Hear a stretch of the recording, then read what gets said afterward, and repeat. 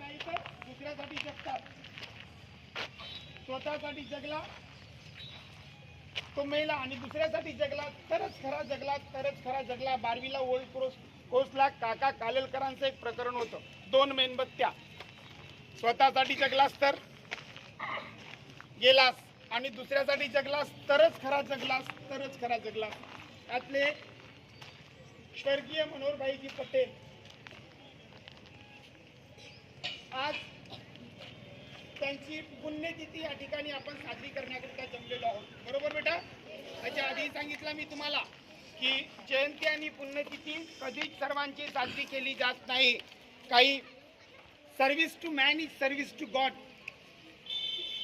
मानव सेवा हीच ईश्वर सेवा आहे हे मानणारे काही समाजामध्ये बोटावर मोजण्याजरीचे लोक असतात. त्यातले एक Manoharbhaiji Patel. Not me but you. स्वतःसाठी नाही तर दुसऱ्यासाठी सर्वस्व जीवन समाजासाठी अर्पण करणारे संपूर्ण आयुष्य. आता अर्पण कोण करतो तुम्हाला वाटत असेल फार मोठा पैशावाला असेल तर अर्पण करते, असं काही नाहीये. त्यांचे जीवन ते गुजरातवरून त्यांचा जन्म गुजरातच्या खेड्या जिल्ह्यातील बच्छेवाडा या गावी 9 फेब्रुवारी 1906 झाला. आता पोट्या पाण्याचा प्रश्न सर्वांनाच आहे. रोजीच्या रोटीचा सवाल रोजचाच आहे. कधी फाटका बाहेर तर कधी फाटका आत आहे.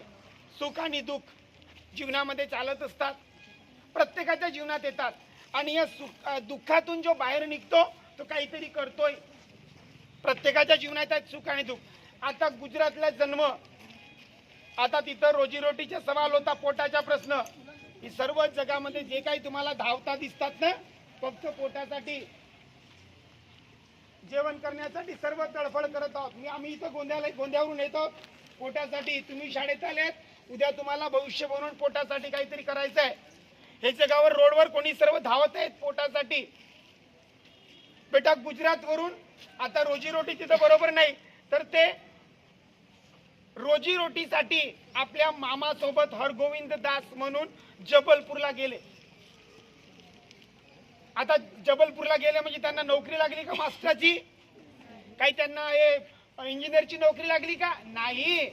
तर बीडीचा व्यापार होता त्यांच्या मामाचा. त्या ठिकाणी ते हमाली करत. काय करत?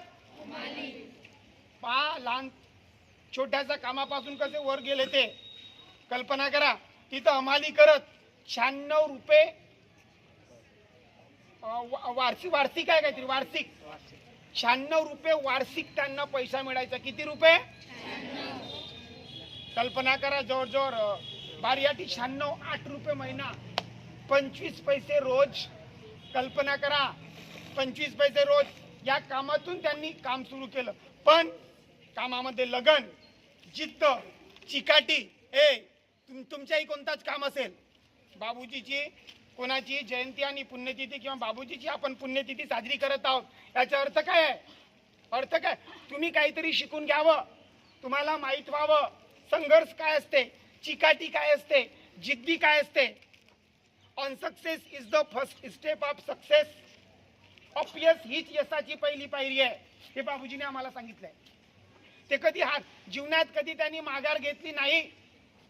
96 रुपये वार्षिक, 8 रुपये महिना, 25 पैसे रोज. कल्पना करा हमाली करायचे. त्यांचे 4-5 मित्र सोबत गेले होते, 5-6 मित्र जबलपूरला. ते पळाले, बोले आमचं नाही जमता, आमच्यात नाही जमत. असं काबाड कष्ट आणि मेहनत. ते पळाले गुजरातला. त्यांनी तिथं मेहनत केली.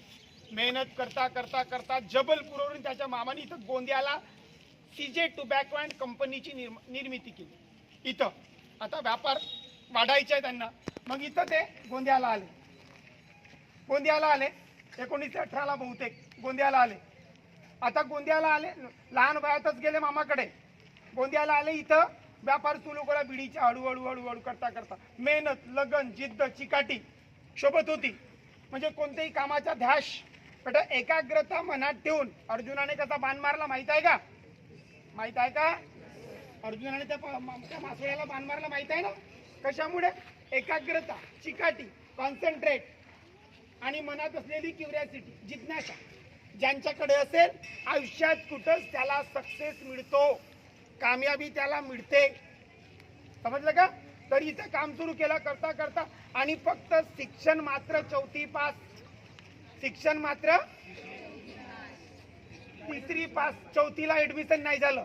कल्पना करा, आता 3री पास म्हणजे जवळजवळ शिक्षणाचा अभावच. आणि 19 आता शिक्षण झालेलं नव्हतं, त्यांना असं वाटलं माझ्या गोंदिया भंडाराच्या लोकांनी मी जी शिक्षणाच्या कुठं कुठं त्यांना शिक्षणाचं भोगावं लागलं असेल काहीतरी, का शिक्षण नाही तर कोणासोबत बोलणे चालणे फरक पडते, म्हणून त्यांना असं वाटलं असेल की मी जे शिक्षणापासून वंचित राहिलो, मी शिक्षणापासून जो वंचित राहिलो ते आपल्या गोंदिया आणि भंडारा स्वतःसाठी नाही, फक्त प्रफुल्ल पाटलासाठी नाही किंवा आपल्याच लोकांसाठी नाही, तर त्यांची दूरदृष्टी होती, त्यांचे विचार मोठे होते. त्यांनी गोंदिया आणि भंडारासाठी 1958ला गोंदिया शिक्षण संस्थेची निर्मिती केली. एकाच वेळी 22 हायस्कूल उघडल्या, ओपन केल्या एकाच वेळी. आणि तेच हा आज एक वडाचं झाड लावलं लहानसं, हा फुलत फुलत पाणी देत देत सिंचत सिंचत असं मोठं वटवृक्ष झालं आणि तुम्ही त्या वटवृक्षाच्या पारंब्या आहात.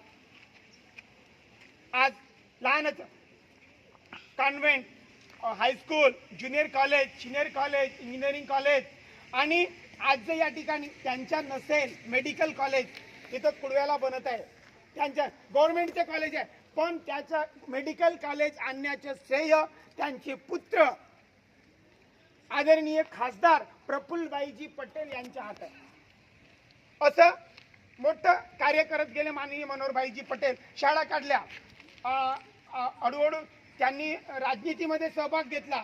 म्हणजे शिक्षणाचा प्रवाह आता सामाजिक, आर्थिक, राजकीय सर्व गुण संपन्न असलेले व्यक्तिमत्व म्हणजे स्वर्गीय मनोहरभाईजी पटेल, बाबूजी श्रद्धेय बाबूजी पटेल यांचे कार्य अथांग आहे. आकाशाला गवसणी घातल्यासरीच आहे. मी जेवढं बोलेन तेवढं कमी आहे, बरोबर का? मी जेवढं बोलेन तेवढं कमी आहे. म्हणून बाबूजीला मी आज, बेटा खरी बाबूजीला आदरांजली तेव्हा समर्पित होईल आम्ही इथं सांगितलेले कार्य, त्यांनी केलेले कार्य जर प्रत्येक विद्यार्थ्यांनी त्यांचे एक दोन गुण जरी अंगीकारले तरी आजची पुण्यतिथी सफल झाली असं मी गृहीत धरेन. आणि चांगली झाली आपली पुण्यतिथी किंवा साजरी झाली असं मी गृहीत धरेन. आणि आपल्या शब्दाला विराम देतो आणि बाबूजीच्या प्रतिमेला प्रणाम करतो आणि आपल्या 2 शब्दाला विराम देतो. जय हिंद, जय भारत.